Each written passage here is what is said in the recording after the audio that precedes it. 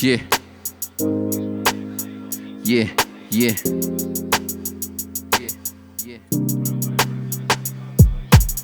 They keep selling the shit we don't need. Distracted by the glittering gold we can't see. It's copper plated, but it also drove the nation. It's complicated. Who trying to talk? We want the laid, man. Fuck satisfaction delayed, trying to get paid. And you can see the will, even if a little jaded. Nothing new is written down in the pages of history, repeating itself and then erasing. The fools trying to chase it with back in the day shit. Get left behind if they don't embrace it. Let's face it, times are really changing. You have to decide how you guys gonna play this. Welcome to Thank You for Having Me, a podcast where I interview creative people who are leaving their unique stamp on the world. My name is Jamar Nicholas, award-winning cartoonist and author. Join me for lively conversation with maybe some curse words. Listeners, be forewarned. Now on to the podcast.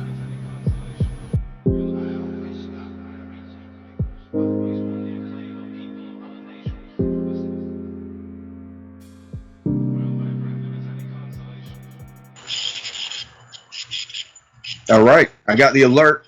Do not make any obscene. That's right. Don't make any obscene gestures. You're now being recorded and broadcasted. Welcome to the podcast, and I am joined by my good buddy Andrew NEAL. If anybody follows me on social media, you know that I'm a huge fan of Andrew, and I don't know how that makes you feel, sir. But I'm good with it.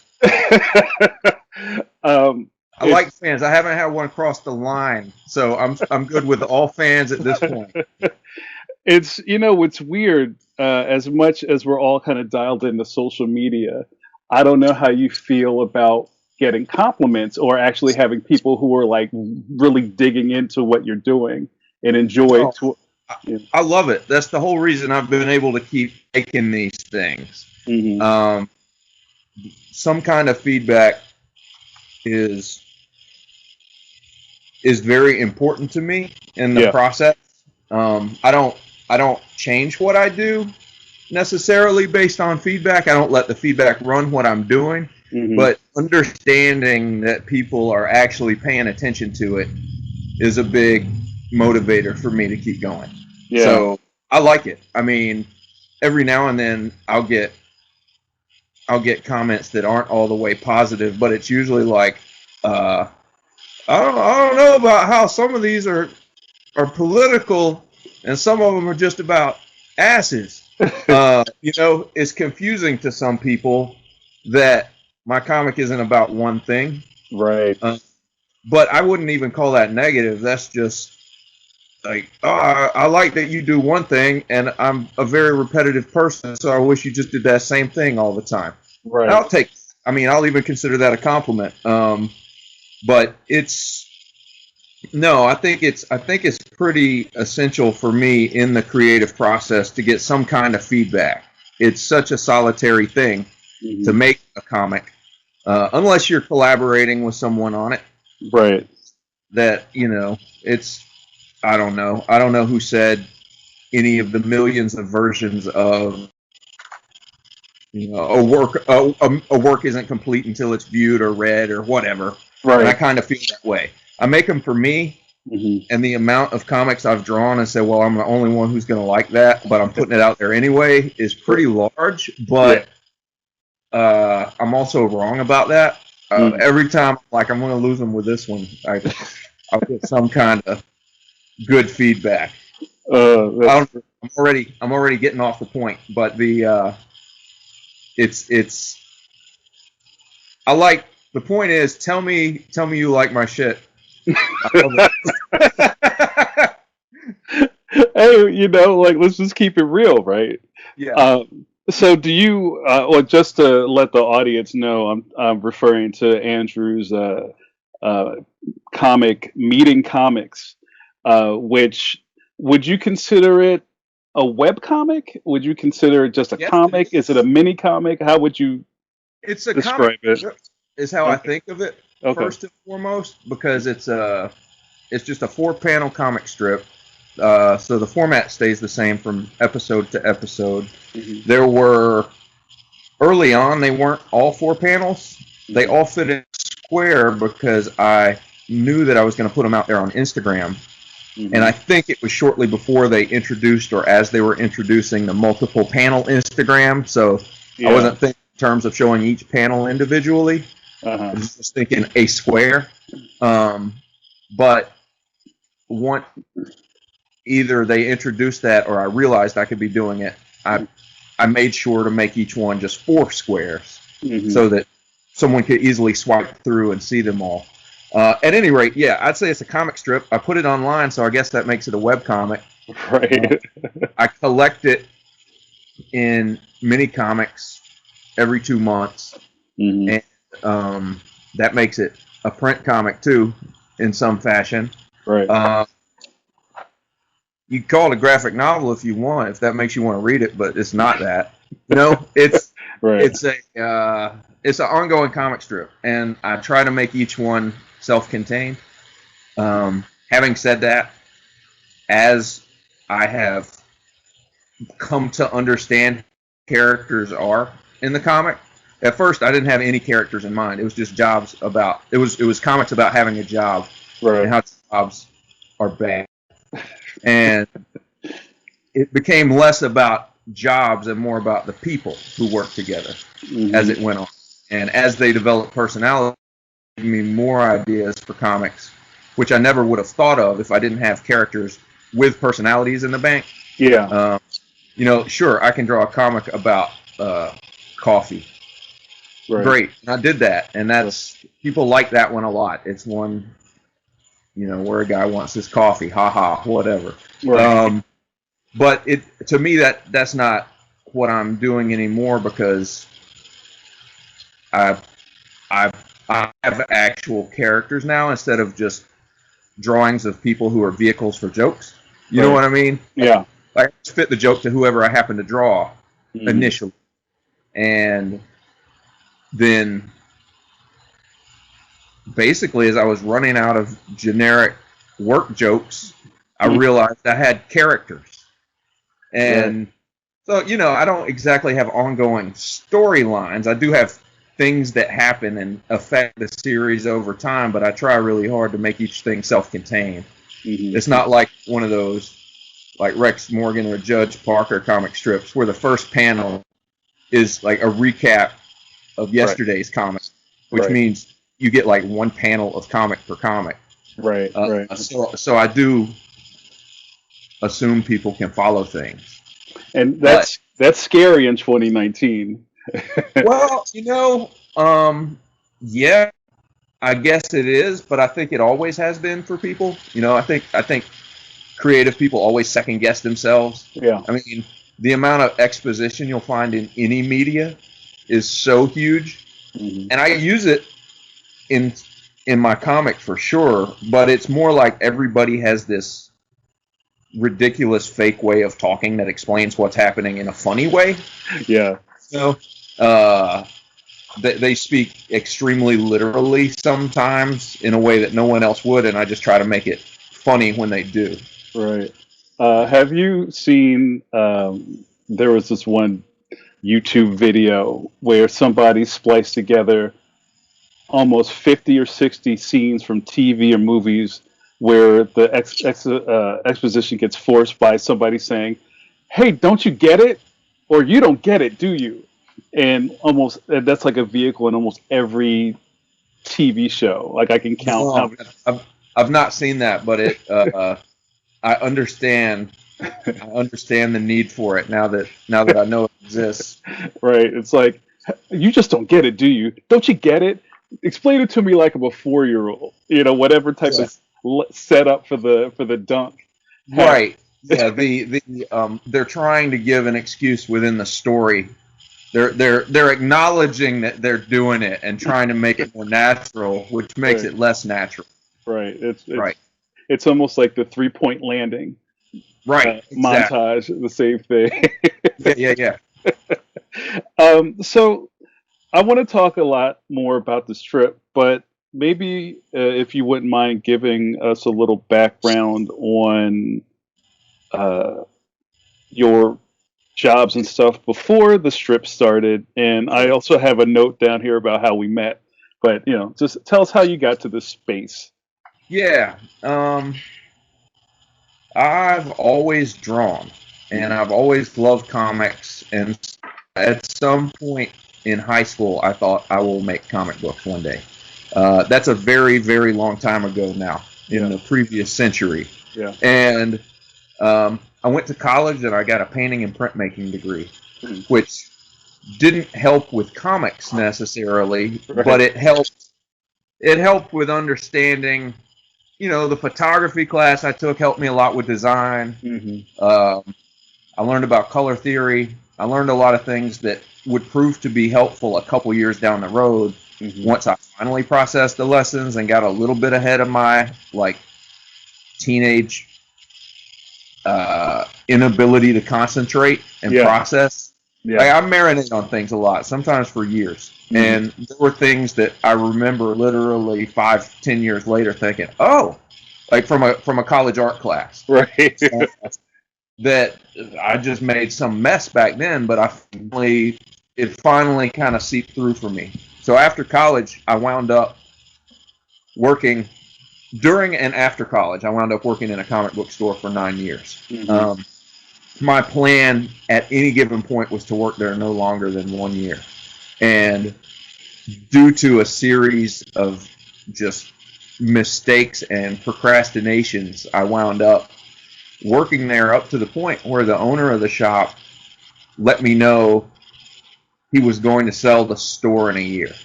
Wow. And, no one else knew about it, but he was letting me know way in advance because he knew I would take the whole time to find a new job. Yeah. Referring back to my procrastination.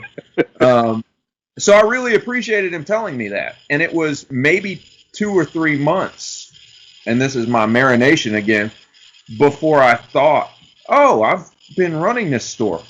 I could maybe do something with it if I was able to get hold of it.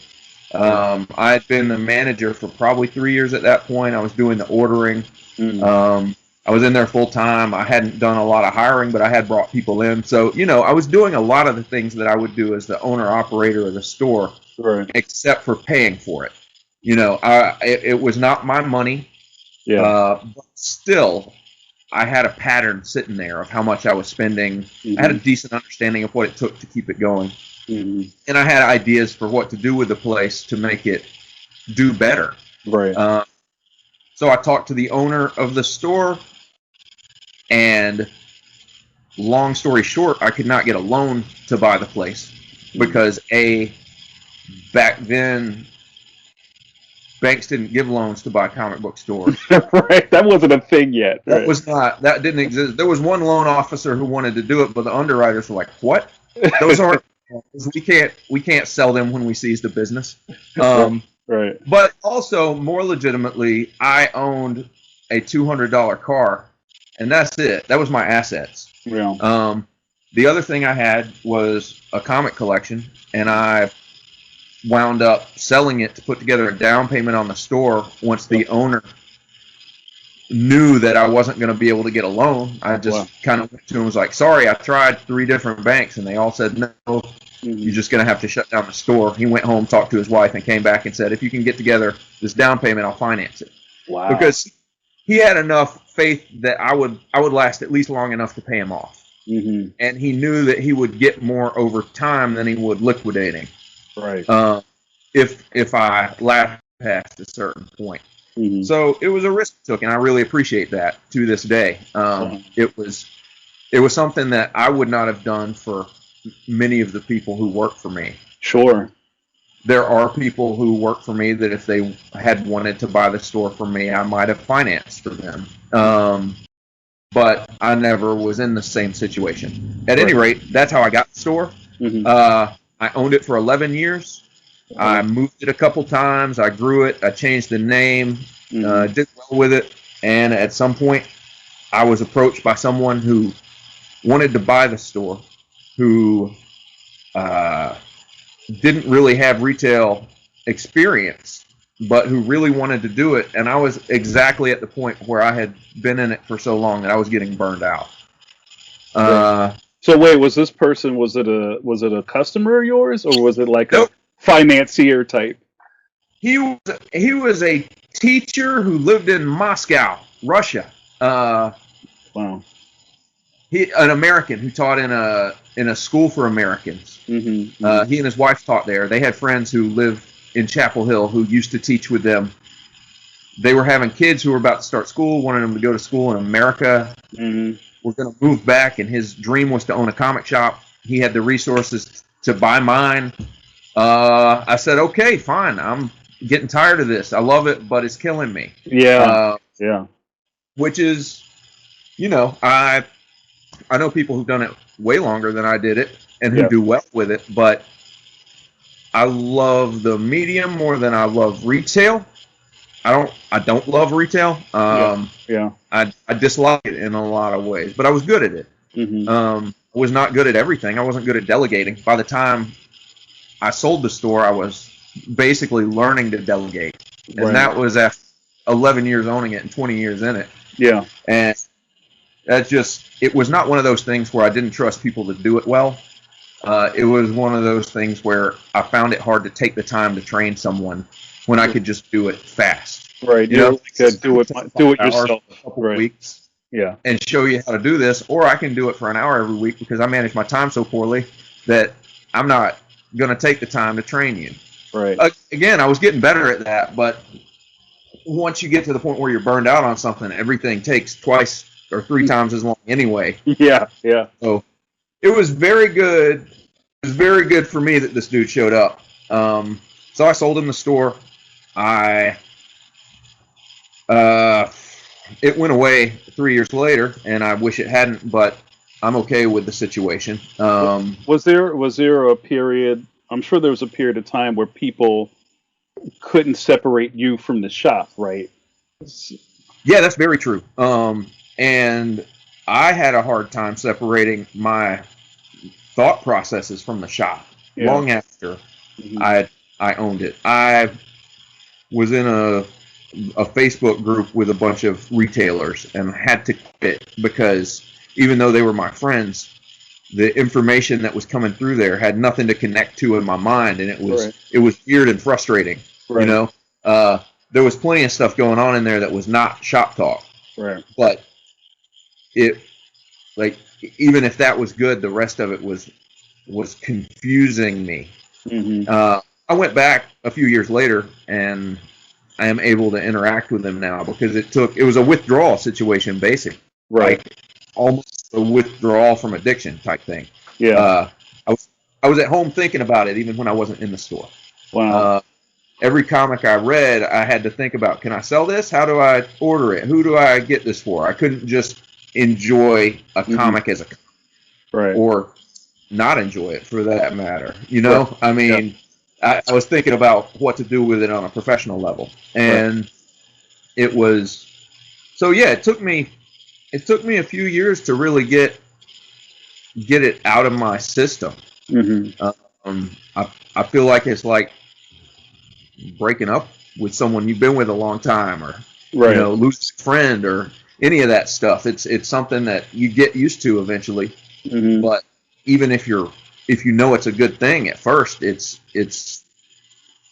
breaking the routine, especially for someone like me who's very routine oriented. Yeah. It can be confusing. Anyway, I decided for a while I was going to try to make art for money, and I did some. And it was fun, but I was still so burned out from the store that I just wasn't chasing. I wasn't chasing it, and you got to chase it, especially if you're new. I had been doing art throughout owning the store, but it was inconsistent. You know, sometimes I was, sometimes I wasn't. I had become very reliant on digital art. I was, undoing every, 9 out of 10 marks. Right. You're like Control Z, Command Z, Command Z, Command Z, right? Yeah. I was chasing really slick art that looked like I'd drawn it in 2 seconds. Kind of going back to my love for like the Bruce Timm Batman cartoon and stuff like that. Right. And it was really easy to just get to where I was doing that, to where I found that hard to draw on paper anymore. Yeah. And started doing some stuff on paper eventually, and then started doodling at work on break. Just these work jokes. And eventually got to where I was making these things on an ongoing basis. And oh no, wait, there was something in there. I tried to do some other comics for a while. I tried to do some longer format humor comics that I was doing 8 pages at a time and putting online. Yeah. Well, teenage gender neutral turtles. They were pretty good. It was funny, but the way I was putting it out there wasn't really conducive to getting feedback and readers. I set up Tumblr for it, but Tumblr was dying at that point. Wow. I was gonna put them on a WordPress comic press thing, but I could not make it work for the life of me. Even though I've been using WordPress for a long time now, I could not make that plugin work where it was actually doing what I wanted it to do. Yeah. So I just kind of gave up in frustration and put it on this Tumblr, and people were reading it, but it wasn't a lot, and the people who were reading it really weren't giving me much feedback. Right. So I didn't know people were reading it. Right. I knew people were reading it once I stopped doing it, and they said, "Hey, why aren't you doing this anymore?" I was like, "Fuck off! Why didn't you tell me you were reading it?" Yeah. So I did 30-something pages of that, I think, and it was going pretty well, but I had also started doing it after not having drawn for a while. So just over those 30 pages, the art changed subtly and slowly, but a lot. Right. And talk about that for a second. So did you start with maybe a tightly, honestly, because I haven't seen it, but I'm just assuming I know, when you start something, either you're putting a lot of carefulness into it, or you're doing the opposite and just trying to get it out of your head. It was kind of the opposite. I kind of started sloppier and figured out it's kind of the same thing I did with Meeting Comics, where I've even though Meeting Comics has a purposefully sloppy style, artistically, there's more effort and thought that goes into it now. Yeah. And this is the same way, where I basically didn't know how much effort I was going to be putting into it. And I'm a lazy enough person that my natural instinct was just get it done. And then the more I spend time on something, the more I feel like I should do it well, if that makes sense. Yeah. Now, I definitely know what you're talking about with people who make these super detailed character designs, for example, and then they strip them down as it goes to the basics. Yeah.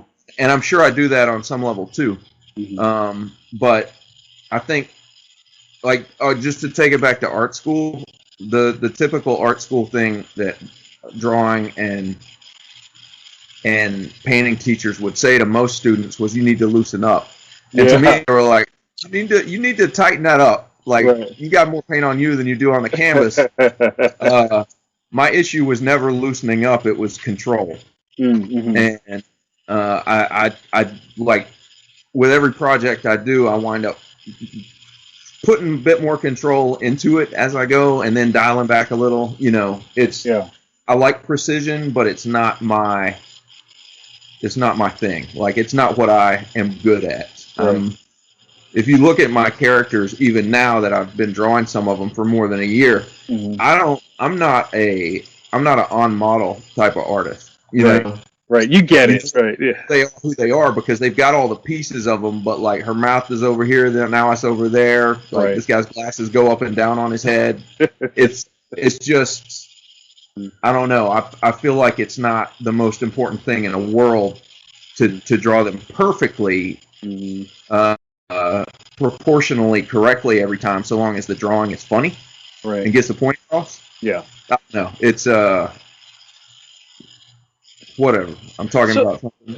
So what's interesting about that is when you were talking about getting back into drawing and kind of getting addicted to the digital kind of almost automatic fix of undoing. Yeah. So did you have the impetus to want to do that in your kind of like traditional work, or like how did you get around that? I got around that by drawing enough traditionally again that I got confident with what I was drawing and didn't have to throw out 5 out of 6 things. Okay. You know? Yeah. And also by starting off just drawing things that were so simple and so sloppy that it didn't matter. Like those first few things that I drew, some of them are on work handouts done with ballpoint pen. Yeah. And a bad ballpoint pen where I've smeared it just by using it. Right. And I think there's a charm to that, but I do like craft. You know what I mean? If I can draw something better, I do want to draw it better. Yeah. Up to a certain point. Never so much that I don't want to finish something. Right. You know, some people perfect things to the point where they never finish anything. And to me, I just kind of made a conscious decision at some point, these things, that the joke is the most important thing. The art's not. Yeah. And you know, every so often I'll spend, 5 hours drawing one of these things instead of 1 or 2. Right. But like that's because I have a special thing I want to get done. I've had an idea for something I really want to depict, and I want to draw it right. Right. And then for the rest of the time, as long as I don't do it every time, I can be like, all right, it's 2 people talking in front of nothing. Right. And those, I think, work in context because, there's a setting implied if you're reading more than one of them at a time anyway. Right.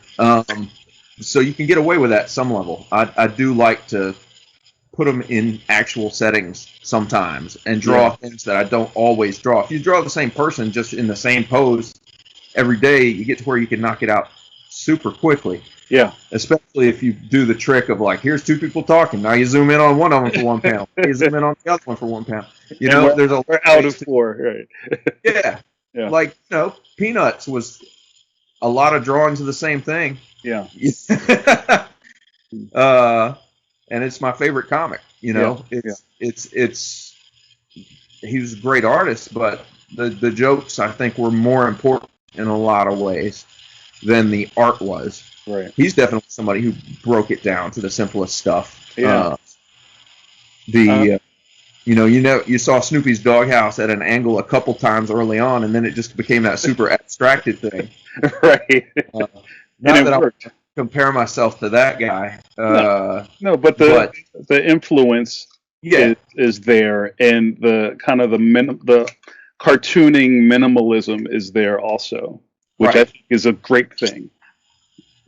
I wonder if you have, and this is just kind of a question I just started thinking about. I wonder if you have anybody who's a fan of your strip who doesn't get the influences, because I see them; they're very obvious to me. Well, you're a cartoonist, I'm sure, and probably a disproportionate amount of the people who read my stuff are. Yeah, just because that's who I know.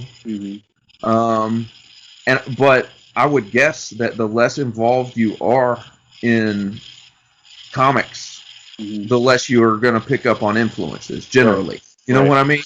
Right. So I'm certain there are people who read it who think I invented everything I do because that's how it is. Yeah. It's like people learning to draw. Oh, you right here. Okay. I was grabbing a book that we could talk about. Yeah, that's cool. In the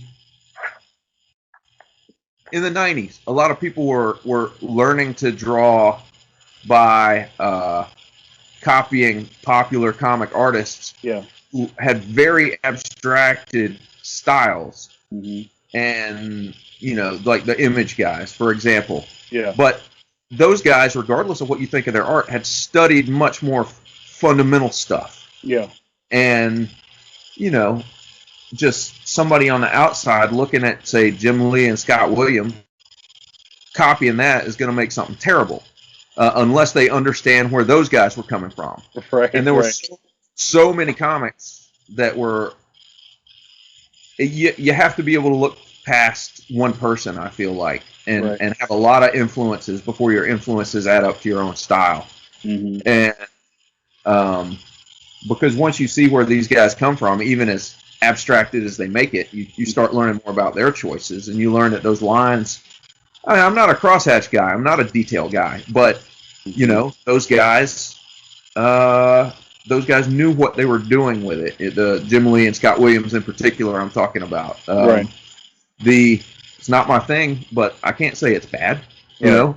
But it's because they come from studying other art. It's not just because they like cross hatching or whatever. Right. And I mean the same thing holds true for anybody who wants to draw like Dan Clowes. Any cartoonist, whether it's indie or mainstream or however you want to classify them, if you're just copying one guy, Right. your stuff sucks. It's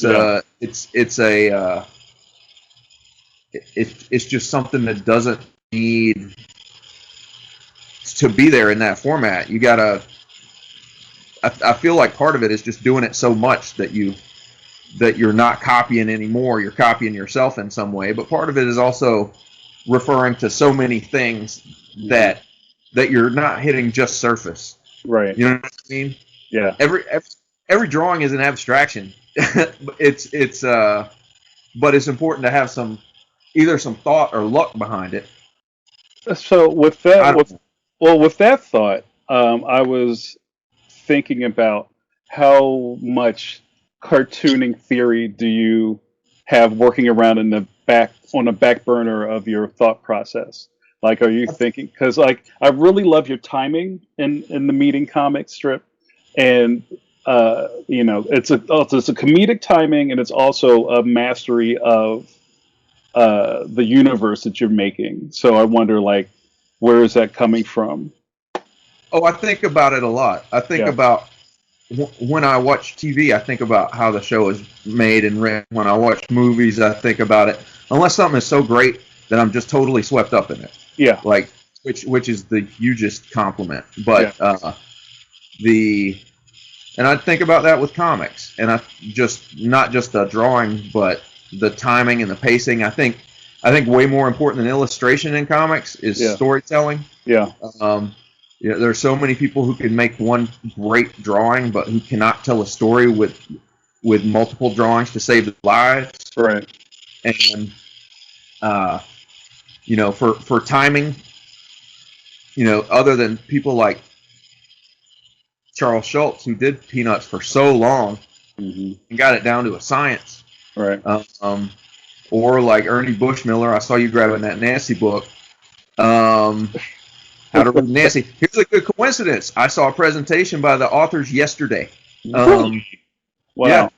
But yeah, it's there's that type of timing, but there's also that in longer format stories like Jeff Smith's Bone.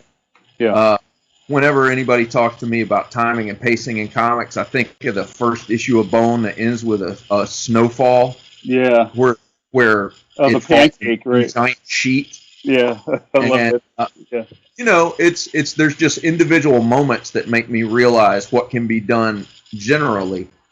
But for me, a lot of it is also dialogue. It's figuring out how to put the dialogue in each panel so that there's a rhythm that leads up to a joke. Because my comics are jokes, and I want them to be funny. Sometimes I will skate by with a funny situation instead of having like a legit punchline. Yeah. But most of my comics, I think, have a pretty solid punchline that wraps things up. And punchline, even if it's great, you got to figure out how to get there. Yeah. Or the joke sucks. Right. And so yeah, I think about it a lot. I'd say most of the comics I write, the dialogue, I have an idea for how it's going to go. I don't really have the specific dialogue. I draw the characters, and then I make the dialogue fit. Like at this point, I know how much space I need to leave for like this is a good amount of dialogue. Right. And sometimes it's just like 2 words, and sometimes it's a few lines. I try not to make it too much. Right. So sometimes the idea I have could fit like a 12 or 16 panel comic. Right. And I just start chopping away at it. And I'm like, that's actually not essential in any way. Right. That's just like, that would be good for a cartoon where, you're moving around in this world a little more and building up to it and making more references to something. That's fine. But when it comes down to it, if you're actually doing a 4-panel comic that sits by itself, like, you got to chop out, for me, like 90% of the initial idea and just get it down to the funny stuff. Yeah. And that's so yeah, I think I'm very conscious about the timing and about how I put it together. I'm less conscious about I go back and forth about being less conscious about the actual drawing. Like, sometimes I just let myself do it quickly and there it sits. But if part of the joke is more visual and less about dialogue, I think a lot about what to reveal in each panel. Like, sometimes, I did one recently that was basically close in on 2 characters, and then each panel zoomed out until in the last panel you could see what they were talking about. Right. And then there was the next one I was going to do. I initially had the idea to do that, but then I was like, I just did another one. People are going to get that I'm doing that again. Right. So I mixed it up in the middle so that it didn't just look like a zoom out situation. Yeah. I just kind of moved back and forth to different elements, and then got to the big one. Yeah. I mean, kind of. One thing I like to do is they're talking about one thing, and you think they're talking about something else. Yeah. You're really good at that. I've done several of those at this point, and like, you can either have somebody say, "Oh, that's not what we're talking about. This is what we're talking about," or you visually. And I've done both. You can do it visually though, and just show either they're actually speaking about something else, or they really are talking about the thing you think they're talking about, but in the background there's other things going on that it applies to. Right. And sometimes I feel like maybe I cram too much into 4 panels. Like, it's there's a lot going on sometimes. Yeah. There was another recent one where I went way heavier on dialogue than I ever have before, but I thought it worked. Yeah. I showed it to my wife, who is the biggest fan / critic I have. Like, she does not stand for bullshit in comics. And like, if she reads one of mine and is like, that's why. I mean, I know it's something that needs to be fixed for real. But she read it and it's like, that's a lot of words, but it's good. And I was like, okay, good. Because that's exactly what I was thinking while I was making it. Was like, this is really close to the line of too many words. How often do you kind of seek out some advice while you're working on a strip? Because I don't know, like, I'll just disclose a little bit. Like, you hit me up the other day to ask me a opinion on something, which I really appreciated. But is that kind of like you're treading the line? How do maybe you need to ask somebody else what they think? But you don't do that all the time. I don't ask a lot. I frequently, I'm pretty confident with what I'm doing. Yeah. And a lot of that is based on what I've done before and the reception it's gotten, and even how I feel about them looking back at them a few months later. Like, I don't go through and read my comics over and over again, but sometimes, like, for example, I don't know what all my characters look like, so I'll pop open my portfolio that I have all the pages in and be like, what's his dad look like again? Right. And wind up reading some strips and be like, oh, these are pretty funny. And so I feel like I've got a decent handle on it, but there's always situations where I'm not sure the joke's going to work. Sometimes I don't bother showing something to my wife because it's a reference I know she will not get. Right. And sometimes you do a comic and you put a reference in it and some people are not going to get it. Yeah. That's your choice. You know what I mean? Like, not every comic has to be for everyone. Right. Sometimes for those situations, I'll have like a reference I really want to put in there, and I won't make it the punchline. I'll just make it a piece of dialogue and somebody can be like, what is the Oak Ridge Boys? But like I have one where recently where there's a dude with a giant beard, and he has to trim it because the CEO had a bad experience with the Oak Ridge Boys. But like that's not the punchline at all. It's just there for anybody who ever heard Elvira and saw that dude in a video, right? or on a album cover. And it's okay with me if anyone under, I don't know how old you have to be, under 40, under 30. I don't know how old you have to be, right, or have had a certain parent or whatever to get that reference. Right. I'm okay with that, but like the basic timing and humor of the joke, I want to make sure that works sometimes, and I will ask Vanessa, my wife, just to make sure, does this work? And there have been a few occasions where she made suggestions and I made changes. It's usually, this works. With you, and I'm happy to talk about what I talked to you about if you're cool talking about it. That's fine with me. I don't want to spill your tea. No, it's all good. I do a lot of comics that involve race and racism, and I'm a white dude, so I understand that. First of all, I don't think people should stick to drawing and writing characters that are just like them. Like there seems to be a reaction to white dudes doing non-white dudes poorly that goes a bit too far for me. I think absolutely you need to be understanding that you're not the same as everyone and that you may have built-in prejudices that you're not aware of.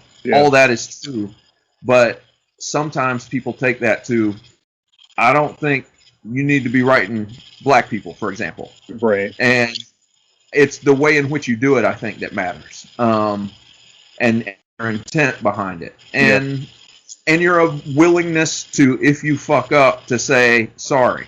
That goes a long way for me. And nobody learns by never making mistakes.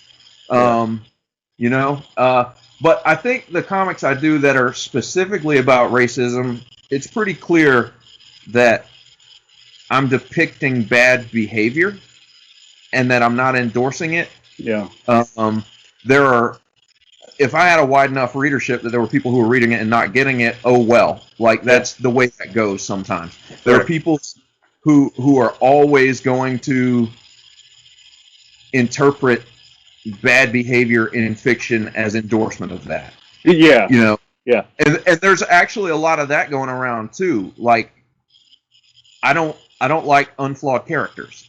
I don't have any interest in that, period, ever.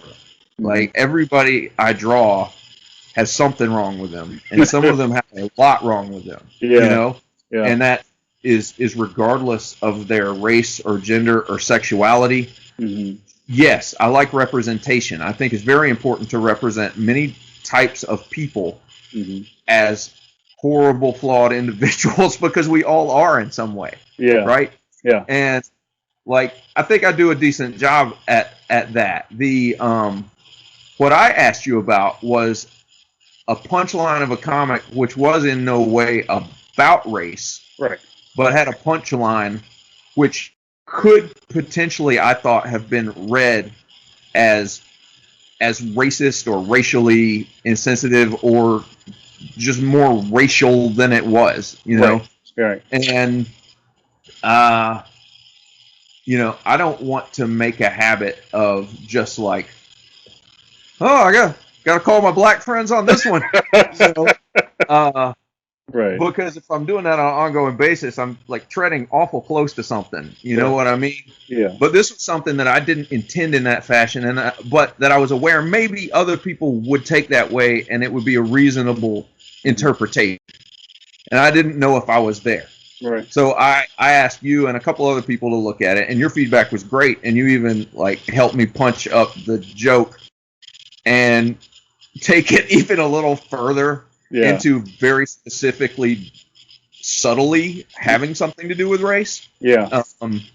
And I thought that improved the comic. I don't do it a lot. I do like knowing that I got people in my pocket that I can go to for different things. Yeah. And I felt comfortable talking to you about it because you are so vocal about your support for the comic. And I know you like it. I know you like talking about it. I've shared some with you before. I've posted them before because I thought you would like them. Yeah. Because you mentioned something and it applied. And you like talking about it, and you've never made suggestions, but you've kind of been like, oh, I thought this was going to happen, you know? Yeah. And so I thought you would be interested in talking about it and probably willing and understanding of the situation. Well, that's one of the things that I love about your strip is that it's really prescient. Is that the way you say it? It's aware of itself, and I know that you're being careful with what you're doing, but it comes through with all the different characters' voices that it makes sense. Like coming out of the mouths of certain characters, you can see their worldview, and that it's not just you trying to throw an agenda into what you're doing. Right. I mean, I got an agenda. Everybody's got an agenda. Sure. And my agenda is basically like, please be aware that the world is fucked up. Right. Like, you know, there's my agenda is to make people laugh and to make them think a little bit about how what they're laughing at is that the world is hard and that work can suck and that capitalism is probably a bad idea in a lot of ways. And you know what I mean? Yeah. Like, but I don't like preachy comics. Right. Though I'm certain there are people who would say that some of mine are, because I acknowledge something that I don't support that they do support, and that makes me preachy. Right. I also don't like. I don't know. I think there is a very good argument for like utopian stuff. Mm-hmm. Like I'm going to show all these different people interacting together, and it's good, and that's going to make people realize people different from them are also people. Right. I think that works sometimes. You know, I can't remember the name of the astronaut who was inspired to be an astronaut because of Uhura on Star Trek, for example. Right. Is that Mae Jemison? I can't remember. Probably. But like so much of the time, I will read a comic by a young creator that is aimed at younger readers these days, and it feels like a 90s cartoon that has like one of everybody, including a guy in a wheelchair named Wheels. Like, you know what I'm talking about? Like, it's like we have to represent one of everybody, and they all have to be flawless, kind individuals. And I don't think there's not a place for that, but it's not my interest. Like, it seems like there are ways to represent that kind of utopian ideal without it being saccharine. Right. And for me, people usually don't hit that. Like usually what they hit is good job. I wish there was a bit more to this. Yeah. But it's not for me. Yeah. You know, I also understand that. And if people are making that type of thing and other people are responding and loving it, and especially if people are reading it and going like, well, I'm from the woods and there's nobody who doesn't look like me here, but I've seen them in this media. Right. And now if I run into them in the world, I'm not going to instantly hate them. That's great. Like, it's objectively great if that happens. Right. Win-win. Right. But that's not me. I'm not pointing out the beauty of humanity. Well, one thing, and I want to move on to a couple other things about the strip is that I love, and I had a little micro rant about this a couple of years ago on Instagram, is that I really enjoy that all of your characters read so clearly, and the fact that you don't use diagonal hatching to separate color, like races of people in your strip, means a lot to the Franklin lines. Yeah. I hate that. Even Zipatone. Like, if you can't make characters Oliver Wendell Jones in Bloom County with the Zipatone. Yes. Yeah. If you can't create characters that are easily identifiable by their whatever race or some other type of cultural feature, I feel like you could do a better job of that. But I think just throwing some lines, to me it's almost offensive in a weird way. Like it's not going to make me like burn the newspaper or anything, but I just feel like there's smarter ways of doing things like that. Right. I mean, I think it's important to understand that different types of people have different facial features. Yeah. But it's also important to look at what you're drawing and not make it a racist caricature, you know? And I think generally your intent is shown by what you draw, but I do think there are people who try to be inclusive in different types of drawing and then accidentally kind of cross a line to like, yo, you shouldn't have done those lips like that. Yeah. And I don't know. I'm trying to draw people with different facial features and who look differently if they're just lines. Right. I don't want to just have everybody have the same face and the fact that if I were doing a color comic instead of a mainly black and white comic, for example, I wouldn't want them to just all be differentiated by whatever I paint bucket filled them. You know. Right. It's I don't know. I've read so many comics where every character has the same face, and sometimes there's a reason within the story for why they don't look maybe the way a real person would look as far as that goes. But it's I don't know. I think it's an interesting thing to talk about for sure, and I think that it is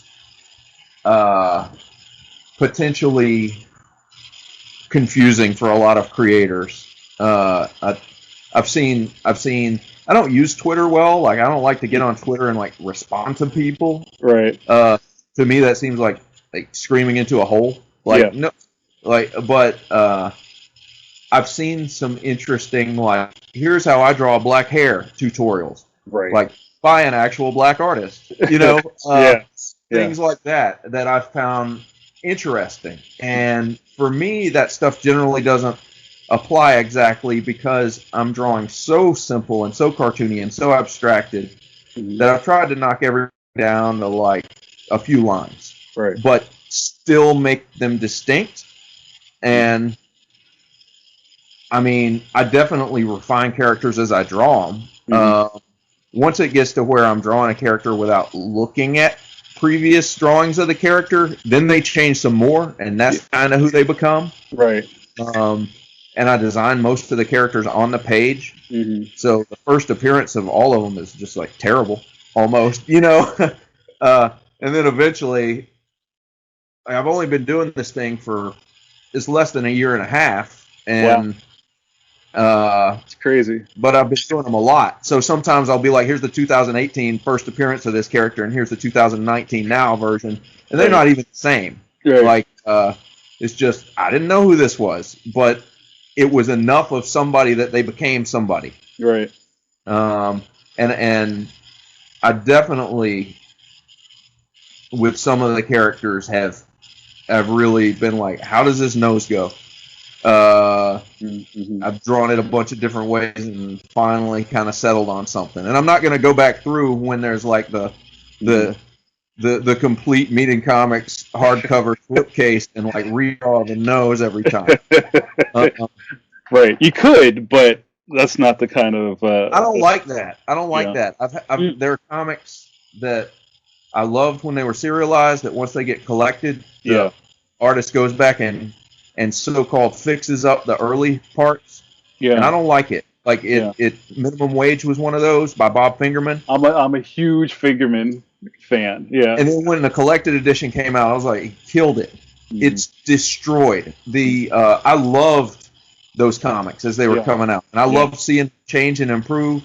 Yeah. And the fact that he not just redrew the characters on to be consistent with the later ones, but like he wiped out sense of time and place by like taking out the t-shirt designs and just making them generic so that it would in theory be more timeless. Like, no, that drawing was good because the kid was wearing the hip hop Looney Tunes shirt. Yeah. Like, right. That's why it was good. And then, like, the same thing happened. One of my favorite comics of all time is Ragmop by Rob Walton. Oh, wow. Yeah. Very small press. He self-published like 10 of them, and then I think Image did 3. Mm-hmm. And then he self-published another 1 or 2 that, like, not only did not wrap it up, like, it was doing so poorly at that point that, like, here's how I would have ended it is, like, the last page. But it was is one of my top 10 comics. Just, he was kind of figuring it out as he went. Yeah. It was a lot of jokes, but it was also very political and very very socially oriented. Yeah. I don't even really know how he identifies politically. I know he's Canadian, but he had thoughts on a lot of American stuff going on. But when he collected it in a book and eventually finished it, he did a lot of redrawing and reordering. And I did not like that as much as I enjoyed reading it as it was going. I'm just at this point, just like, oh, you want to talk about my process? I'm going to tell you about what I don't like when other creators do it. Right. That's me rambling, but yeah, it's. I guess we got there from you telling me you appreciated me not doing those Franklin lines.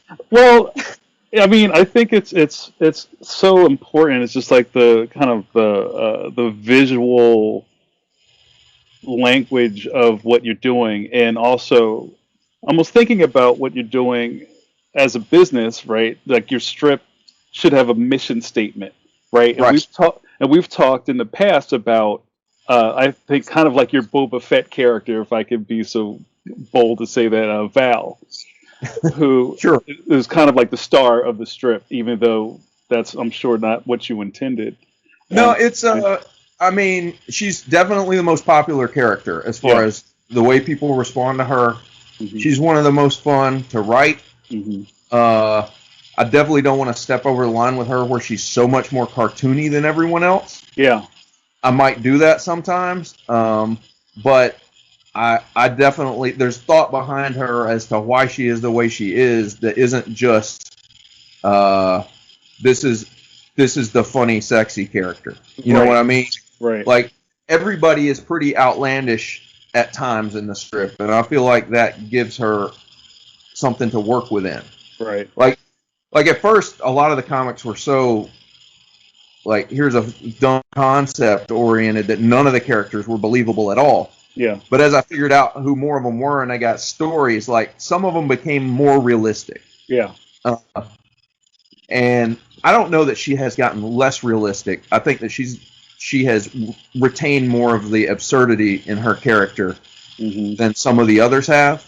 Mm-hmm. But there's nothing in it that to me isn't just like a real thing exaggerated. Right. She's like dialed up a little bit. She's dialed up a little bit more than everybody else. Mm-hmm. But, you know, it's we know people like that. Yeah. You know, there are people who are more dialed up than everybody else. There are people who just run on 11 all the time. And well, I remember us having this conversation as I think I messaged you excitedly about something. I think Val had clicked with me, and I was like, dude, this is amazing.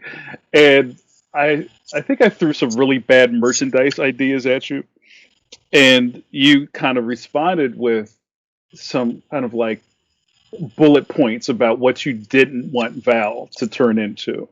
Which I think you mentioned a pinup, like a paper doll. Oh yeah, Val paper dolls. You sent me some I think they were manga character paper dolls. Yeah. And I was like, yes. And I think the phrasing I used was something like, Val is definitely a sexy character, but I don't want it to be dirty.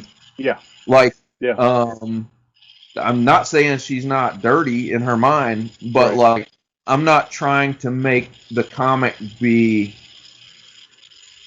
Kind of like a fan service type thing. Right? Yeah, I don't want it to be super fan servicey. I don't want it to be super male gazy. Yeah. And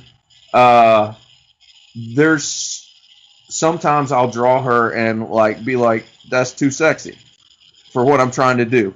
Right. Because I'm a dude. I like a lot of pinup art. Yeah. Like Robert McGinnis old paperback covers. Yeah. I'm more into that than I am like sexy comic stuff. As far as pinup stuff goes. Right.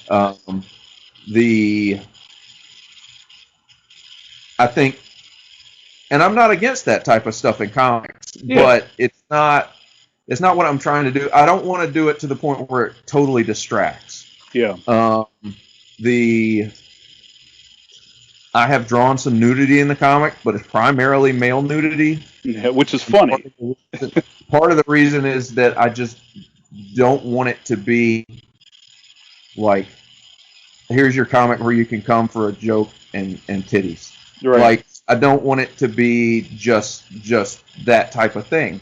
Again, I'm not against it. Like, there's an appeal for exploity type stuff for me, like there is for a lot of people, but I just don't feel like that's the right thing to do with this. Well, I was going to title this podcast episode "Jokes and Titties." Go for it. No, I'm not going to do it. No, but I totally understand what you're saying, and just having kind of like a code of conduct for your strip kind of just makes the universe that much sharper. You know, rather right. than just falls to the wall. Whatever happens. I don't really have a defined code of conduct. Right. Like,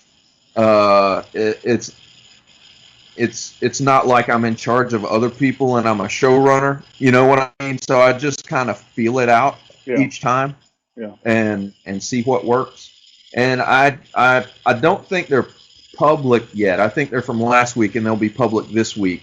Mm-hmm. I put my comics on Patreon for a week exclusively, which isn't that much exclusivity. And the reason I keep it that short is because I want them to come out publicly while they're still appropriate if I'm doing a current events one. But anyway, there's a 2 comic storyline, I guess, last week where Val picks up a guy with a lot of tattoos. Yeah. And has clearly had sex with him. And when I drew that, I was like, okay, I can draw this and it's not exploitive, I hope. Right. I think I did a pretty decent job with it, where number one, I focused more on him and his body. Right. Then she's kind of behind him and then she gets dressed. Right. So, like, sorry guys, or anybody, you know, right. Sorry whoever wanted to see Val. It's almost like it's a Andrew NEAL swerve. It's almost it's kind of a tease too, because like there's a decent amount of dudes who have like been like a little more into Val than I thought people would be. Yeah. And I know that happens with comic characters and cartoon characters and all that stuff, but it's not like there's like sex fan art out there or anything like that. Maybe one day there will be, and if there is, okay. Right. That's what happens when you put a thing in the world. Yeah. But you know, I know that there are dudes reading my comic, and maybe ladies, and maybe other people who would love to see like a bit more of that type thing. So sometimes when I do that, I'm just like almost trolling them in a friendly way. Yeah. Like, it's not the point of the joke. It's not like, want, you think she's undressing, but they're just like a fucking pineapple on the table. I don't know. Right. It's more like there's potential within the comic for something to happen and it doesn't. And I know full well that somebody's out there like, oh man. Yeah. Like there's the 4th of July one this year was she had a like a swimsuit based plan to screw somebody else over, and she's describing it, and it would be a very R-rated thing to depict visually. Right. And then it doesn't happen. For other reasons. Yeah. And I'm like, this is perfect because it fits the character, and she would do that. Mm-hmm. But further, like, I get to just tease it and then not do it and not step over the line, like exploitatively with it. Now, what's also funny, and I don't want to go be too meta about it because I've read all of them, Right. but you're kind of starting to create some like a linear thing here where the Fourth of July strip is a thing in this universe. At this point, I've done two of them, and they were both like cookouts at Don's house. Right.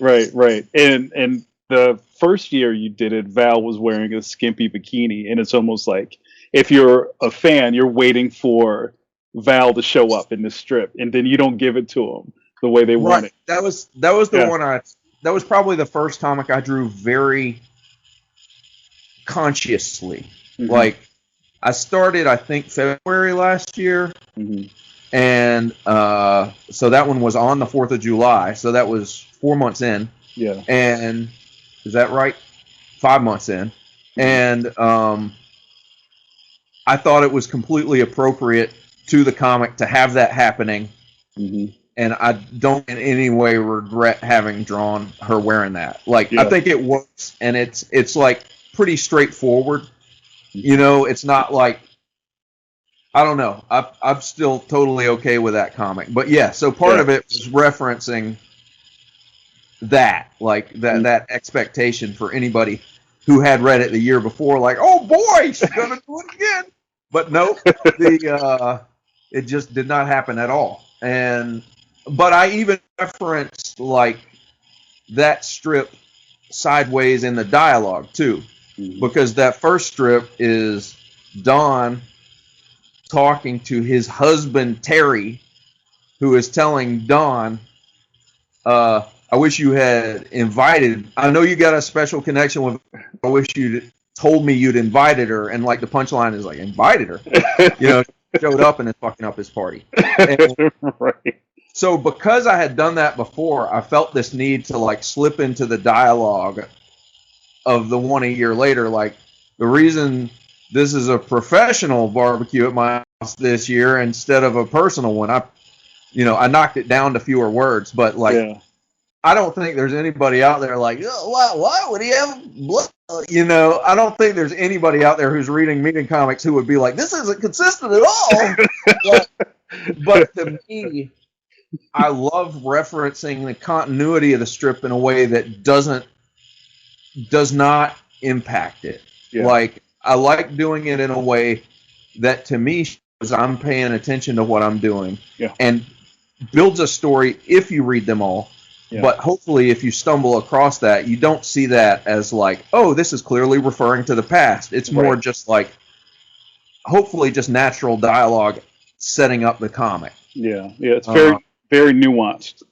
But it also with that one, I'm referring to like something that happened the previous week too. Like, there's something that I set up for a long time that I finally happened where like the most idiotic character in the strip has become all the protagonist's boss. Right. And like they want to get him gone, so the plan of the July 4th one is like to get him in trouble with the CEO, but then he's doing something that the CEO is already going to hate.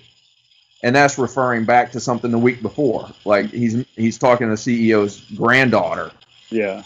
And it's, you don't have to have read that previous one. Like, you can just see it and be like, oh, he saw her at the party. He's kicking it to her at the party. Right. I like keeping track of where the characters are as I go. Like when I had Don out of town dealing with his PTSD. Yeah. There were some strips I didn't do because they needed him. Yeah. And I didn't want to just bounce back. For the people who actually read them all and keep track of what's going on, I didn't want them to be like, how's Don back? Right. Right. I just did things where I could put somebody else in there or where he wasn't important to the joke. Mm-hmm. I brought him back. I kind of treaded water on that and haven't completely finished that whole story, but I figured out a way to bring him back and still have it some more stuff coming up soon. Mm-hmm. That was the closest I feel like I've come to like the fact that I don't have everything planned out and just kind of do things as I go, where that almost tripped me up. Right. I was like, oh man, I got to get this guy back. Right. I'm not totally done telling his story, but it's getting like whack that I keep kicking away Don's stuff. And it's not that you've written yourself into a corner. It's just it's a problem you have to solve now. It's that I had to write myself out. Yeah. Like it's none of these corners are that tight. Like it's still just a joke comic strip. Like I do not have to have a real world reason to get anybody where I need them to be. I just like doing that. Like I feel like continuity is the worst thing that happened to like corporate superhero comics. Yeah. I also love it when it's executed in a way that makes things fun. Right. You know what I mean? Like I like the idea that Spider-Man and Fantastic Four meet, but I don't think it's that important that you know like all the times they've met before, and like that Spider-Man was also dealing with Venom recently, and that like what's like they're referring to something that happened in a Silver Sable thing. I don't know. Like it's that doesn't help. Yeah. But I do think being vaguely aware of what you've been doing over time and working something into that instead of just completely ignoring any continuity, while it's a legitimate choice as far as I'm concerned, is for me it's less fun than actually just like, oh, what's this guy doing right now? Right. Like that also, like, just to talk about one comic, this is like my Nancy book. About that one 4th of July comic. The reason I had Don explaining to Kevin what was going on, like his invalid plan, was Kevin's dad had died recently in the comic. So like there was a legitimate reason for him not to have been around or to have known what they were doing. Right. And I was like, this is totally unnecessary for me to think this far. Like he could be saying that to anyone for any reason, right? But like, I've got a legitimate reason to put this guy there, and again, it's a joke comic. Nobody's gonna think about it this deep except me. Right. Nobody's gonna be like, why didn't Kevin know the plan already? They go like, it's because they need to tell the people at home what's happening, right? And that's a perfectly good reason. But to me, that justified the exposition. Like it was like he's been out dealing with his dead dad. Yeah. And I don't have to say that. Like probably in the earliest draft, I was like, while you've been out dealing with your dead dad, I did this. And I'm like, it's not necessary. That doesn't add anything, and it probably hurts things. It's distracting from the joke. Yeah. But you can, if you read through them in order and get there, it makes sense. Yeah. Hopefully, if you stumble across it and read it by itself, it also makes sense. I really enjoyed that storyline about Kevin's dad dying, and that was a really, like, you didn't see that one coming either. You know, that was that was one of the ones I was talking about that started with like just I don't think it was a zoom out joke. No, because they had to discover he was dead in the last panel too. Right. That was the one where the baby they think he's saying dad and he's saying dead. I felt good about that one because I was like, that's a joke about how babies say things. But no, it was a joke about how the baby was present while his granddad collapsed on the floor. Which is pretty horrifying. Like, it's a legitimately terrifying thing, I think, for a parent to think about. Like, the caregiver, while they're out, dies in front of the baby. What's that going to do to him? Right. That's dramatic. Yeah.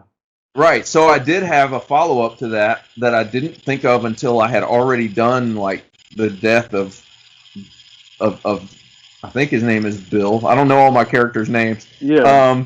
Kevin's dad, where they're worried about the effect it's going to have on the baby, and it zooms out, and in the fourth panel you see he's like in goth gear, And like that's just me reacting to what I've just done. I'm like, oh, now I know what I can do. Here we go. The dad's dead. What happened? Oh, the baby likes Bauhaus now. Like it's. I have ideas for what I'm gonna do in the future with a comic, but by the time I do them, they're never exactly what I thought, and I can get like a tangent can become the main so-called storyline for a while. Like I did a lot of Kevin's dad died strips. Yeah. And I think that's warranted. I think it's something worth making comics about, you know. I think I like the challenge of, oh, here's a shitty thing, how can I make it funny? Right. And I like presenting my point of view. Like it's not exactly an agenda, but it's like grief is important, but you don't have to live there forever. So I've got the one where he's talking to his shrink about like, is it okay if I'm relieved? Like, right. you know, and that's, I probably wouldn't, those are not in any way directly about my mom dying a dozen years ago, but definitely informed by it. Yeah. They, you know, I loved my mom very much, but there were a lot of issues with her, and like my life became objectively easier in a lot of ways after she died. And that doesn't mean I don't miss her. Yeah. And it doesn't mean I didn't love her. Yeah. But like, I think it's okay to acknowledge the little bit of positive that comes with the negative. You know, I think it's okay to like to feel the way you feel, even if it's not like. I'm not saying grief is performative for people, but I'm saying that there's a nobility ascribed to it that I don't believe in. Like, if you're in mourning forever, that's real. I get it. But, like, it's okay if you're not. Yeah. And, like, that's a deep thing to try to get at in a comic without actually saying it. And I'm sure 90% of the people who read it didn't think that. Like, but... Like, that's my experience with losing a parent, and I'm sure it informed the strip, even though I wasn't really thinking about it. Right. And I also was just kind of thinking, somebody needs to die. I keep doing all this real-world shit. We need to kill somebody. Well, I was like, he had referenced his will before, and, like, he's always sitting in a chair and, like, rocking that, what's that thing called? The cannula that goes from your nose into an oxygen tank. Yeah. And that's a legitimate person to be done. Yeah. And it happens. And I felt like I could make it funny. And I think for the strips that I did, I pretty much did.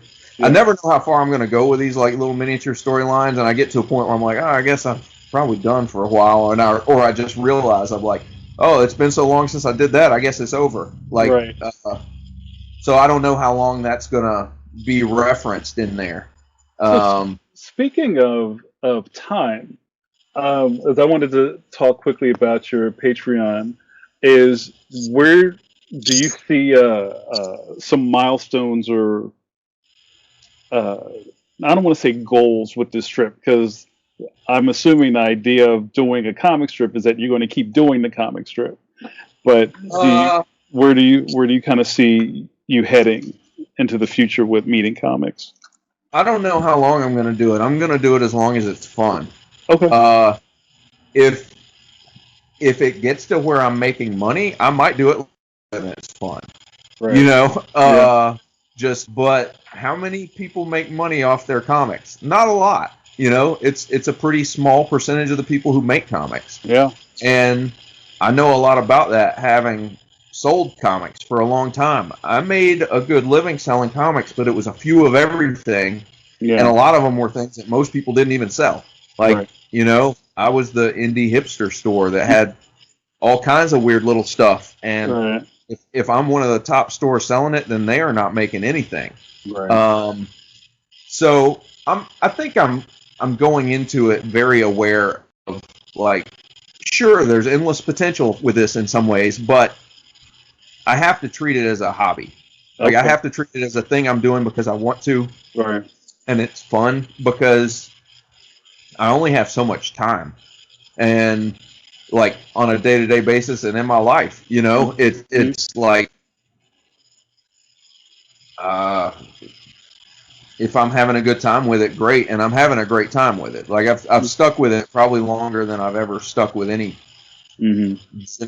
generally speaking, any creative project in my life at this point, unless you want to consider the store that. It was certainly creative, but there was also like that was my job, Right. Mm-hmm.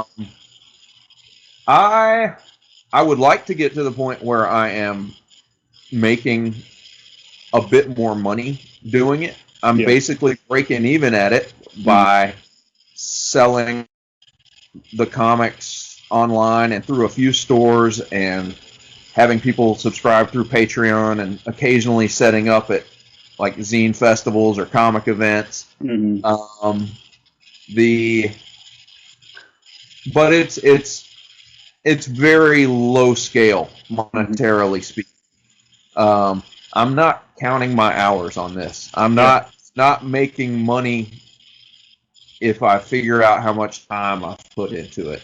I'm making money when I think about the cost to set up somewhere and the cost to print the print comics. But beyond that, I'm not making much. Like it's little enough that if I'm not careful and don't put the money that I make at the zine festival back on the credit card where I just paid to print the mini comic, then now I've got a few comics worth I got to pay off. Right. You got to be careful. Yeah. It's small scale, and it's all clustered around the release of new issues or events where I set up. Like I don't get orders for it every day, right, or every week. It's more like I've got a new one, and some people order the thing.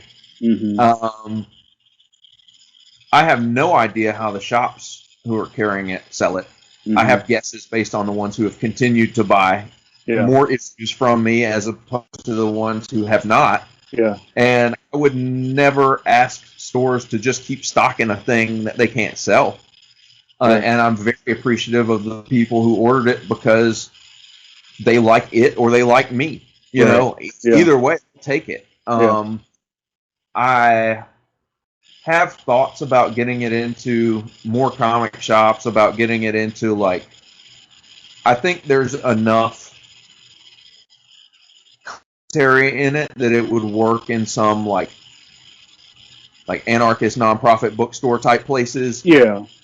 Literally every store that could sell this would need to have somebody who's read it and pushes it, because this is not a thing that's out there in the public consciousness in any way. You know what I mean? Yeah. That's why I appreciate when people say, read this. Yeah. Like, that's very comfortable with you telling the world about my comic, because I'm doing it, but not a lot of other people are. It could get to a point where if the right person mentions it, that sets off some kind of exposure / financial situation for me. I don't think people understand how important it is to signal boost. Yeah, exactly. It's super important. And everything is competition for everything else. Yeah. And there's more of every media there used to be. Yeah. Like the fact that this is yet again another golden age of comics means there's that much less room in the market for everyone. Yeah. Unless they're, Raina Telgemeier with her series. You know what I mean? Like, it's most people who are making things sell a few things and then it's done. Yeah. And I don't know. I'm just doing it in a way that is fun for me. I like designing the print comics. I like putting together, and I like having them in front of me. Yeah. I like putting them online and having people respond to them. The recent Instagram algorithm changes have kind of knocked that down a bit for me, like it has for a lot of people. Yeah. There was a couple weeks there where I was really consistently getting about half the engagement I had been before, and my first thought was, I guess these suck, but then I was like, nah, these are good. Like these Right. are better than I've been doing for a while. This has to be something else. And I asked other people if they were experiencing it, and I did some Googling, and it seems very consistent. Like about 5 years ago, Facebook did the same thing to their business pages. Like they went from being things that if you followed, you saw, right, to things that the business basically has to pay to promote to be seen. And I think Instagram in general is going that direction, which means, hey, maybe at some point in the near future, that's not going to be my main way that people read these comics. I don't know. Right. It does mean that I think it's even more important that I figure out more ways to get it out there if I want it to be seen. At some point, maybe I will hit a point where I realize this is a lot of work on these print comics. I'm not going to print them anymore because the amount of money that's going into it, I'm not getting it back anymore. I don't know at what point I'm going to be set up at a zine festival or something, and somebody's going to be like,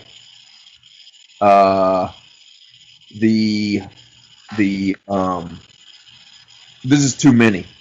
Like, I'm not going to get started on this shit. Yeah. This is 12 mini comics. Right. Like, what do you want me to do here? You can't legitimately expect me to buy all these. So at some point, I'm going to let the early ones go out of print, but I don't know when. I've reprinted the first two.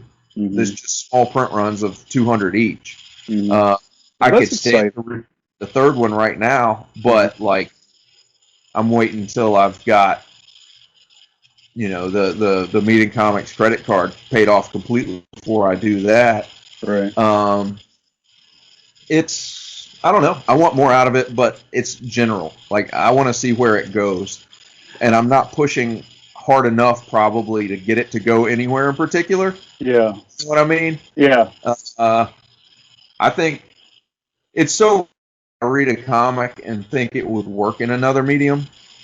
But I feel like this could work as a cartoon or something. It's not necessary in any way, and it's not my end goal. Yeah. I would love to learn a little bit about animation and maybe do a few like adaptations of the strips. Right, but almost like shorts, right? Yeah, exactly. Like Tracy Ullman shorts or something. Yeah. Exactly, but man, that's a lot of work. That's even more work than making a comic. So I don't know if I'm ever going to get around to it. Right. But yeah, I mean, I would like to get more people buying from me on an ongoing basis, or signing up through my Patreon on an ongoing basis, just so that at the least the print runs on the comics would be covered. Yeah. Without me having to go do some other stuff to get to that point. I don't know. The fact that I have settled into having another full-time day job after doing the thing I did before makes me think of this as just do it as long as it's fun and isn't costing you too much. Right. Has, I think, freed me up a lot more than if I were putting expectations onto it. Yeah. I don't think I would change the content either way. Like, I'm not going to... The amount of times in my life I've thought, well, I should draw some fan art because that's what people want to see. I just can't make myself do that. Like, I want to do my own thing, and it's hard for me to make myself not do that. Yeah. Like I don't have too much of a handle on myself. Right. I have a weird level of discipline and engagement with this comic, but it's also kind of controlling itself, if that makes any sense at all. Well, I think, some of it may have to do with just, your background, our ages, and just being careful, but also not limiting yourself by the carefulness. Right. I was willing to step into owning a comic book store, partially because I was like 28 years old. Right. There was time to recover if I screwed that up. Yeah. And I am at the point where, other than the period where I transferred from working in the comic shop to owning it, I have never in my life had a job when I quit a job. Yeah.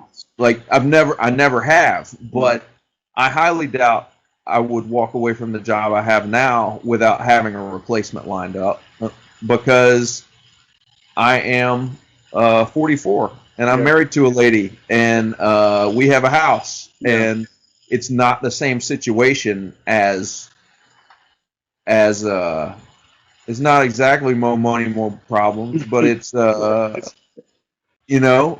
once you find yourself in a situation, once you get yourself committed to things, it's a little harder. Like, I don't have kids. I don't know if I would have time to make this thing at all if I did. Everything is connected to everything else. So I mean, I'll keep making this as long as it's fun. I'll keep making it as long as it's not costing me too much. I'll keep making it as long as I can continue to be a half decent husband. It just needs to not interfere. If it becomes so important it interferes with other things, it needs to be bringing in something that those other things that replaces that. Like if I'm exhausted at work because I'm up all night working on comics, I need to be making enough on the comics that I quit the job and do it when I'm not tired. So I think I'm fairly practical in a way that I wouldn't have been when I was younger, because I didn't used to actually have to get 8 hours of sleep a night. Like, now that's super important. I just didn't. It took me a long time to admit that. I mean, I thought sleep is a cousin of death. It was like I was wasting my time. But now it's like, oh, I got to get that sleep. Sleep is important. Did you hear this one? Somebody said, sleep is a cousin of death, but I fucked with naps. I thought that was amazing. I don't nap unless I'm exhausted. Like, I just can't. It's too confusing to me to go to sleep and wake up in the same day. But yeah, I can only do like one short night of sleep a week now. If I do 2 in a row, the next day it's like I've been beaten. You got to be careful. Yeah. That's my long-winded way of saying, well, I'll draw meeting comics forever. Gosh, this is my heart. It's I guess it is. I mean, it's a thing I like. It's I just kind of think of it as a thing I got to do now. Like, I make time for it. Right. And the fact that it got to where I go out of my way to make time for it tells me it means something to me more than if I just decided it meant something. Right. You know what I mean? Yeah. Like, I'm very in the present. I'm not great at a lot of types of planning. I'm great at thinking on things in the back of my head and maybe having them there to move on, and that's reflected in the comics that I draw for sure, and the way I move it forward. But the fact that I'm at a point where I'm like, all right, I can maybe on my lunch break I can knock out the pencils, and then like tonight I can do the easy panels, and then maybe tomorrow morning I'll get the point I actually have to draw well done when I'm awake. Right. Like, actually thinking about that. And I think that must mean the comic means something to me. What's your schedule like for doing this trip? Because you never have advertised like, hey, this is a bi-weekly strip where I do it every Monday and Friday. But it's you're Monday, pretty Wednesday, consistent. Friday. It comes out 3 times a week. And I didn't know that was your schedule, but it makes sense because you're always out with a new one. Yeah. I didn't have a schedule when I started. I was just making them. Yeah. There was no plan to make a series. The first one I drew was in reaction to a long-ass meeting I had just had at work, and it was just people sitting in a meeting while the world ended outside, and I just wrote meeting comics at the top of it and took a picture and put it on Instagram. And then the next few were all kind of like that. They were just kind of conceptual comics about meetings, and then they became generally more about work, and then they became about the people. And I would say that I never planned to collect them, but I got to the point where I counted them. I was like, I've done enough for a mini comic. I can make a mini comic. And I made a mini comic, and I brought it to Heroes Con, where I was not set up, but I gave it to some people. I asked you to do the intro to it because as of my printing of that comic, you were by far the most vocal, like, cartoonist. Okay. Who was talking about it. And I was like, he likes this. I bet he'd be willing to do that. Yeah. And my pleasure. I thought, like, I think that's a good joke. Like the fact that I get intros to mini comics. Like that's very pretentious. Like, that's a very pretentious, self-important thing to do. But like, they're funny, so it's also part of the joke. Yeah. Then I did the first one. I was like, oh, I could do more of these. Yeah. And it was like it's a bit like how I came to own the store. The guy told me he was selling it, and eventually I was like, I could do that. You know, nothing ever comes to me instantly. Like, and then when I said I could do more of these, I kind of thought, well, maybe I should set up one of those Patreons. And as I was typing it up, I was like, well, how frequently do I have to do this? I know that a lot of people just kind of have one of these Patreons where they say, support me and you get what I get when I make it. Right. But the ones that I have participated in on the other side, giving people some money, it's more interesting to me to be like, all right, you're going to get a thing every week, every month, every whatever. Right. So I was like, let's set a schedule. Let's see what happens. How many would it take for me to put out a comic a month? No, that's too many. How about if I put one out every 2 months? If I do 3 a week, then after several issues, then I'll have some in the can, and I won't be like rushing. So I was like, all right, I'm gonna try this. Let's see if I can do it. Let's do 3 a week. And there had been weeks where I had done none before that, and weeks where I'd done 3 or 4, like just depending on my time and what struck me. Right. And so that's what I set, and I've stuck to it. There have been a couple of nights where I just didn't have it in me to draw something, and it was day of. So it went up the next day. But other than that, I have not missed the schedule with posting it. I definitely haven't missed posting it 3 times a week. I have a couple times missed, like Friday, and put one up Saturday or something. Right. It's negligible, really. Right. Yeah, exactly. In the world of comics, and then with the every 2 months, I don't make it the first of the month. It's just whenever I get it done.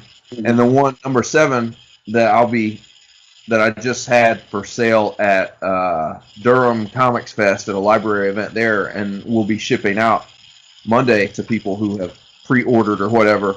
That one ran a little late production-wise, and it was all mistakes on my part. I've never set my scanner at like 150 DPI, but somehow I scanned all the strips that way. Oh no! But I caught it before I sent it off. I was like, these files are little. What's going on here? Right. So I scan and retouch those up, and then somehow I had lost a layer on the cover. I work on the covers digitally because I like the covers to be a lot slicker than the insides. Yeah. Somehow I had dropped out the layer that had my guides for like the safe area for the bleed on the cover, so I had some of my words going out of that, and the printer caught that, and I had to fix that.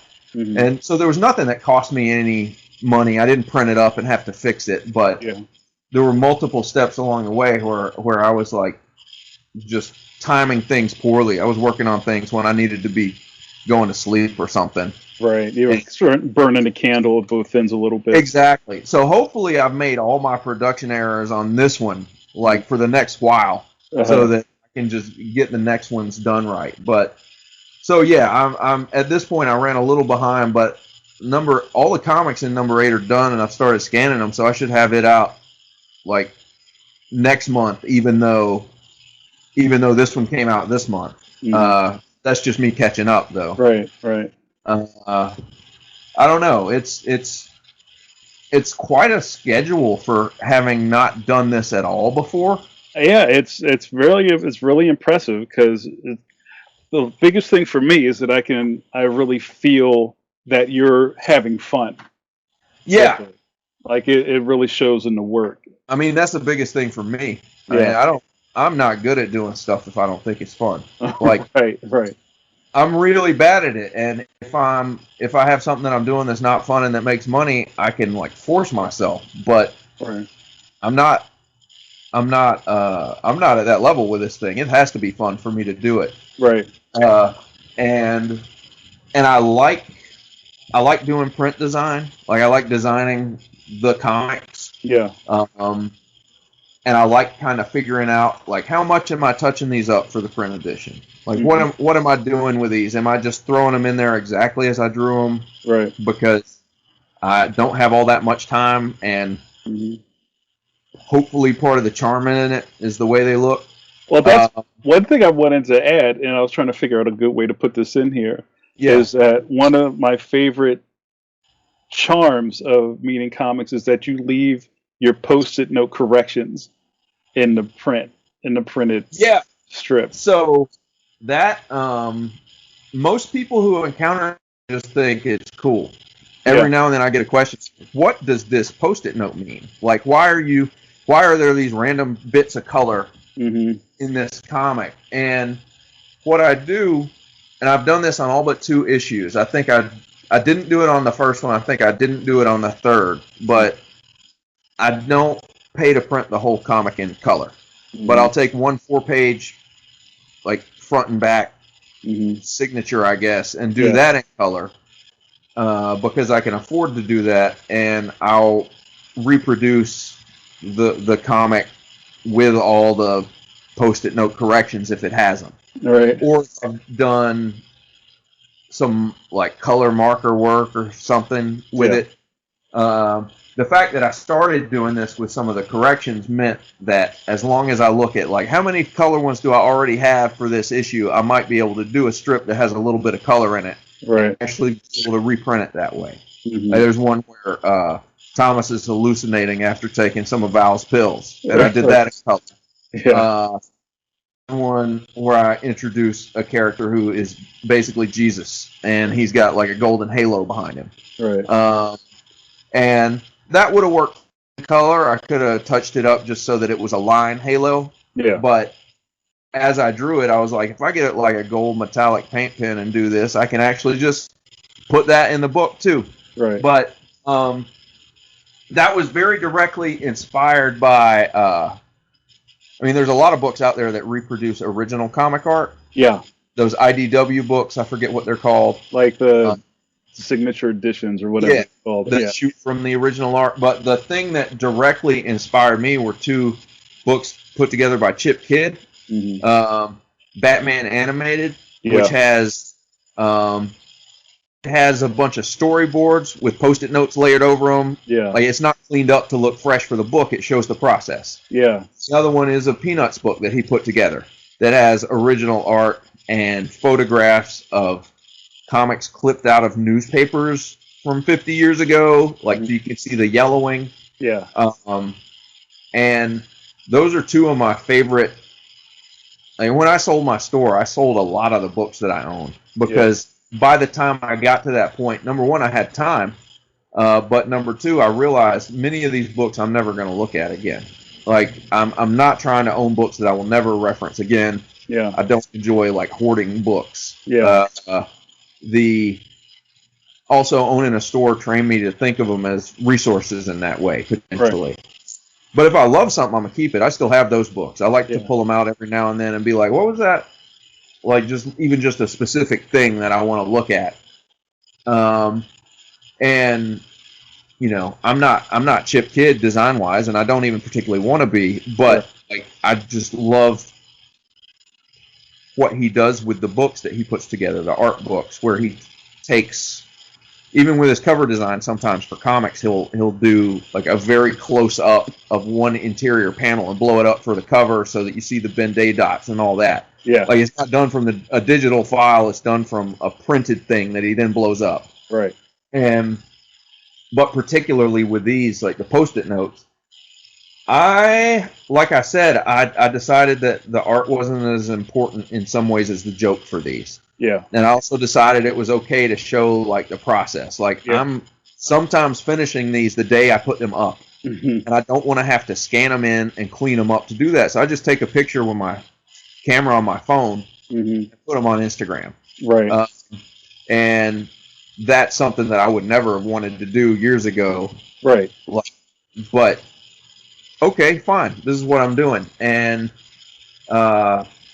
because sometimes I do corrections with colored Post-it notes instead of just like whiting something out or cutting out another piece of white paper. Yeah. Sometimes if I just write some whack dialogue, I'll just cut out the bubble and write something behind it. You know.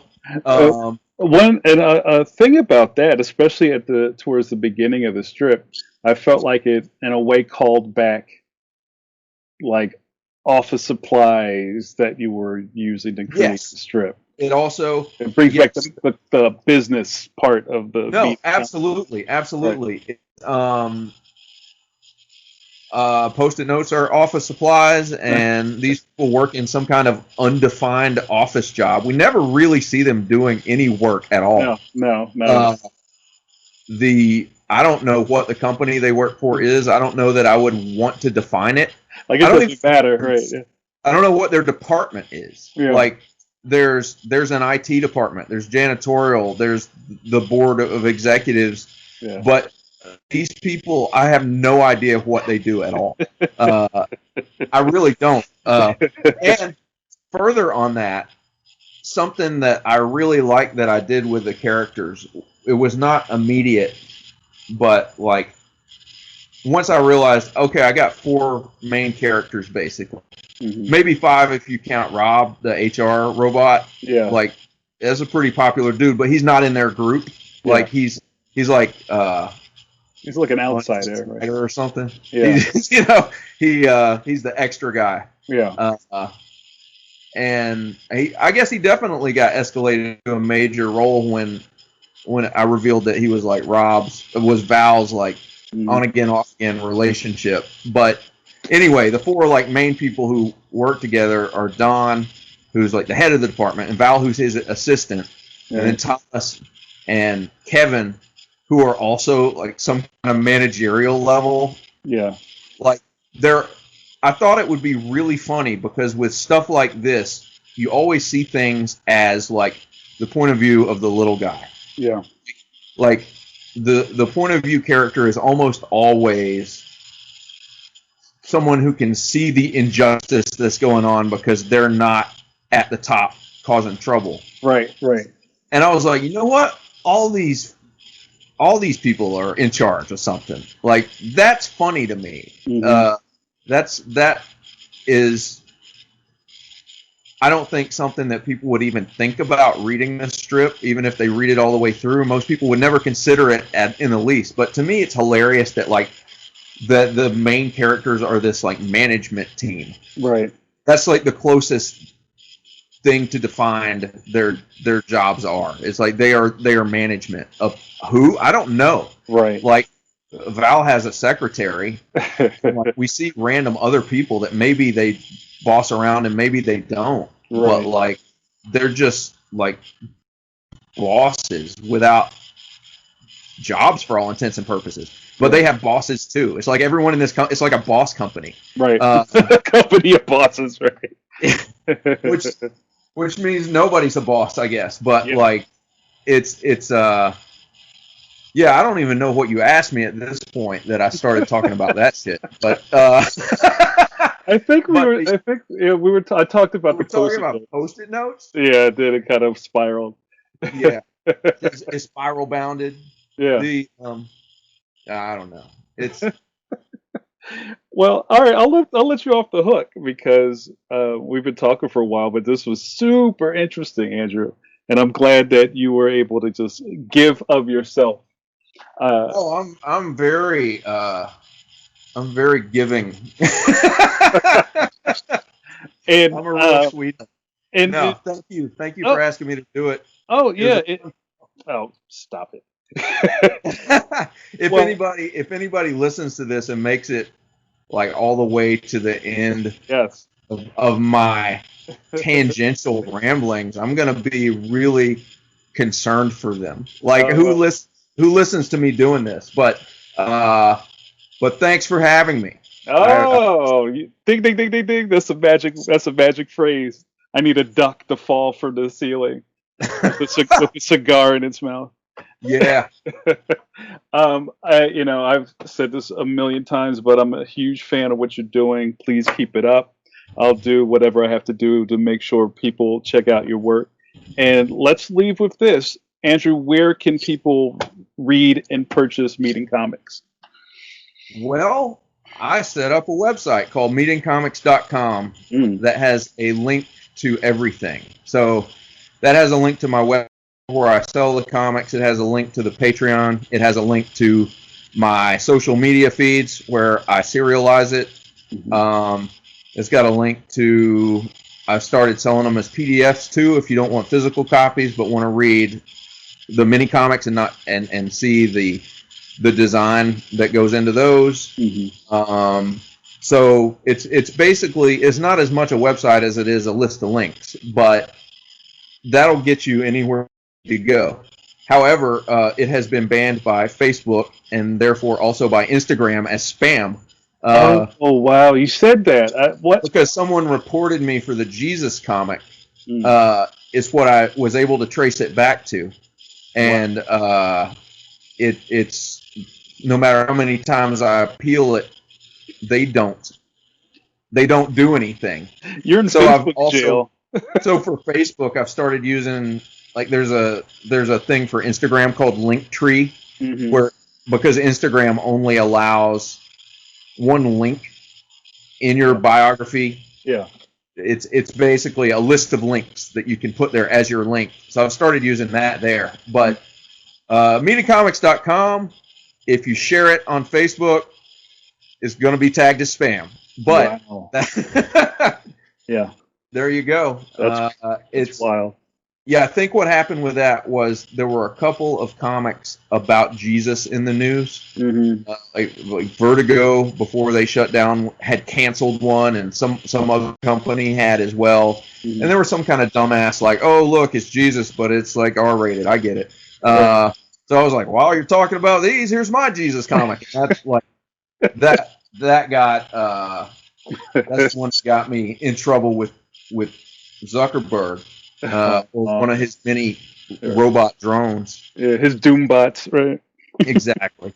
Anyway, yeah, I'm not even letting you finish. You're like, now that we're done, and I'm like, oh yeah, look what Facebook did. Look what Facebook did to me, y'all. Look at me, I'm being persecuted. See, I had some caffeine this morning. I talk like this when I drink caffeine.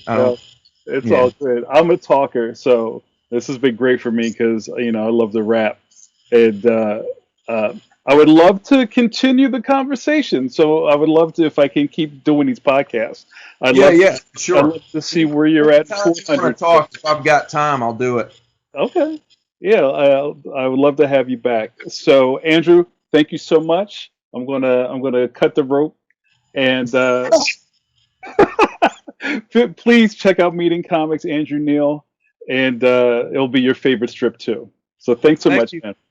Yeah. All right, cool. I'm hitting stop.